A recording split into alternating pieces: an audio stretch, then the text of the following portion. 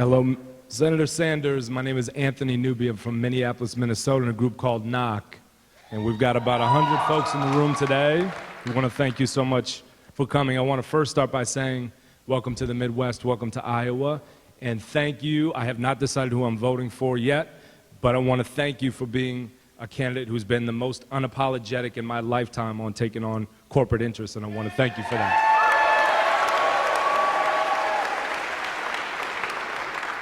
We came to Iowa from Minnesota, again, along with about 100 other folks, 25 leaders from black-led organizations from throughout the Midwest. We came for a few reasons. Number one, to develop a long-term racial justice strategy. We know that the Midwest has some of the most glaring disparities in the country. We need to put together a long-term plan. Number two, to address the prison industrial complex, which you've mentioned in your opening statements. It cannot continue. The over-policing cannot continue. And we need to put together a plan anchored in our communities to solve it. The last is to put an agenda in front of the candidates to help inform and influence the presidential election. I want to talk a little bit about the policing piece that's happening in the Midwest. Many of us from the organizations that I mentioned have faced high-profile cases of police violence and police killings. The names that you will recognize are Tamir Rice, Michael Brown, Tony Robinson, Daquan McDonald, Rakia Boyd, Betty Jones, and Jamar Clark in Minnesota. When I say Jamar Clark, many of the folks who knew him, family, friends, and others are in this room today. Raise your hand or say aye if you know Jamar Clark, know of him, or are demanding justice in his case.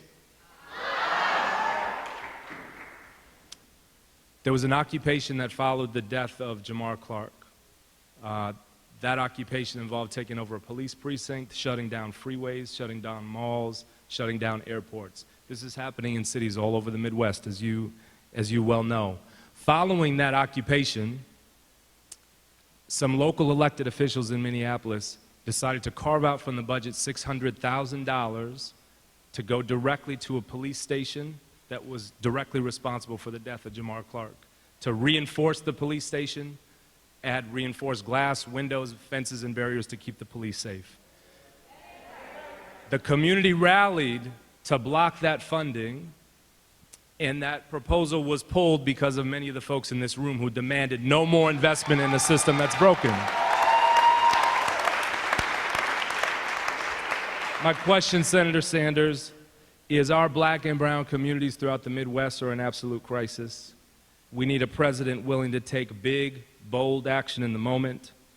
On behalf of the great folks of Iowa and throughout the Midwest, we're asking you to follow the model began at the 4th Precinct in Minneapolis in honor of Jamar Clark and divest from the tools of mass incarceration and punitive law enforcement and create a massive jobs and infrastructure bill. Cut the cord on things that don't work and commit $200 billion, not $1 million or $1,000 or $600,000. We want a president who would commit $200 billion or more and invest in the health of our communities. Can you make that commitment today? No, I'll invest $1 trillion in rebuilding. Hey. Okay. All right. Look, this is the story. Thanks very much, Anthony. All right. Here's the story. Youth unemployment today is off the charts. African American youth unemployment and underemployment is 51%. All right, 51%. So what I think, you want a radical idea? Maybe we invest in education and jobs rather than jails and incarceration.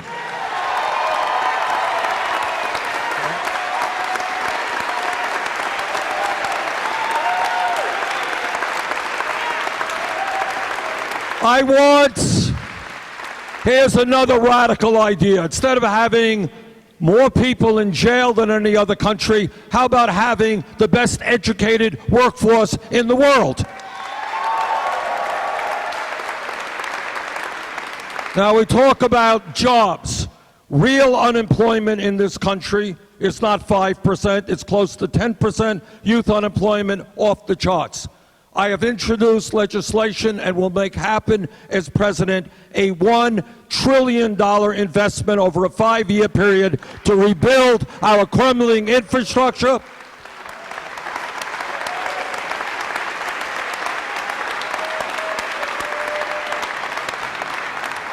to train. Not everybody wants to go to college.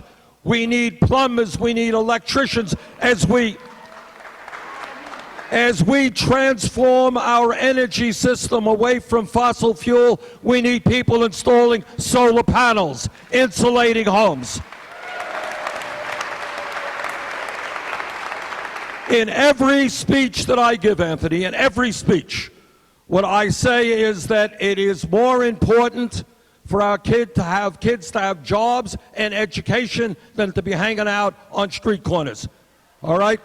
So yes, when I talk about a political revolution and transforming America, there will be a huge focus on the needs of our young people and creating a full employment economy. No more tax breaks for billionaires. Senator, I want to follow up on this. Senator Sanders, I'd like to follow up on Anthony's question. We love the $1 trillion number. That's music to our ears. The question is, will you target that investment of $1 trillion to the communities, both urban and rural, with the highest rates of unemployment and concentrated poverty? Absolutely. If we are talking about addressing the crisis of youth unemployment and high unemployment in general, by definition, it means that we need to target that money to the communities that need it the most.